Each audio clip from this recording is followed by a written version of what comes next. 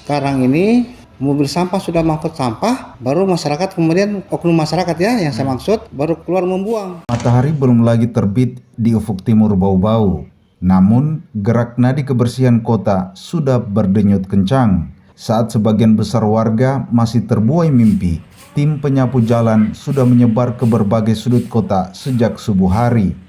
Dengan sapu lidi di tangan, mereka menyisir aspal, mengumpulkan dedaunan dan sisa-sisa debu, memastikan ketika kota terbangun, jalanan sudah dalam kondisi rapi.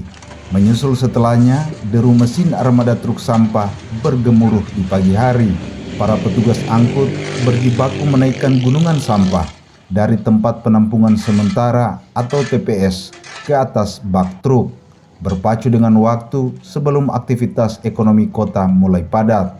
Harapan mereka sederhana, kerja estafet sejak subuh hingga pagi, mampu menghadirkan wajah Bau-Bau yang bersih dan segar. Namun, realitanya di lapangan kerap menggores hati. Seringkali baru saja tim penyapu menyelesaikan tugasnya dan truk sampah meninggalkan TPS yang sudah bersih. Satu persatu, oknum warga keluar dari rumah. Dengan santai, mereka melempar kantong plastik berisi sampah baru ke tempat yang baru saja dibersihkan.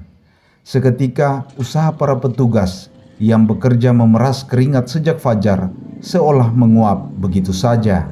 Sampah kembali menumpuk, mengundang lalat, dan menebar aroma tak sedap justru ketika warga lainnya mulai beraktivitas.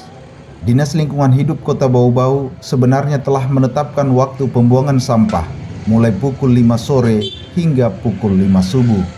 Kepala Dinas Lingkungan Hidup Bau-Bau, Amiruddin, mengatakan aturan ini dibuat agar seluruh sampah dapat langsung diangkut pada pagi hari. Sekarang ini mobil sampah sudah mengangkut sampah, baru masyarakat kemudian oknum masyarakat ya yang saya maksud baru keluar membuang, sehingga sampahnya itu dia tidak terangkut oleh petugas. Jadi harapan kami masyarakat bisa mentaati waktu pembuangan sampah, yaitu pukul 5 sore sampai 5 subuh. Kenapa diambil waktu demikian? Agar sampah itu tidak menumpuk dalam waktu yang lama, juga bisa menghindarkan bau yang tidak sedap. Kalau misalkan dibuang jam malam, itu diangkut pagi. Sayangnya, rantai disiplin ini masih sering terputus.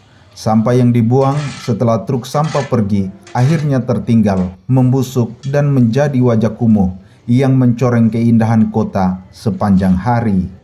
Persoalan ini tidak berhenti pada soal waktu. Amiruddin juga mengajak masyarakat mulai memilah sampah antara organik dan anorganik. Memisahkan sampah plastik dari sisa makanan ternyata memberi manfaat besar bagi proses pengolahan di tempat pembuangan akhir.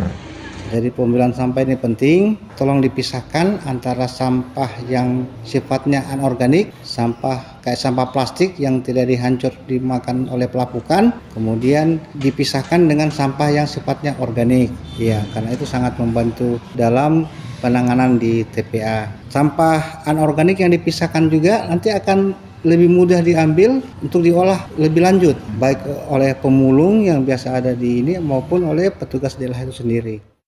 Kini, bola ada di tangan masyarakat Bau-Bau. Keindahan kota ini tidak bisa hanya dibebankan kepada tim penyapu jalan dan petugas truk sampah. Perubahan besar dimulai dari langkah sederhana, membuang sampah pada pukul 5 sore hingga 5 subuh, serta membiasakan memilah sampah sejak dari rumah.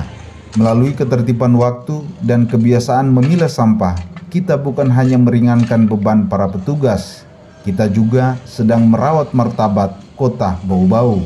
Sebab pada akhirnya, kota yang bersih dan asri bukanlah kota yang memiliki pasukan kebersihan paling banyak, melainkan kota yang masyarakatnya tahu menghargai lingkungan dan menghormati hak sesama warga. Demikian produksi feature RRI Bau-Bau, saya Afriansa, terus mengudara untuk Indonesia.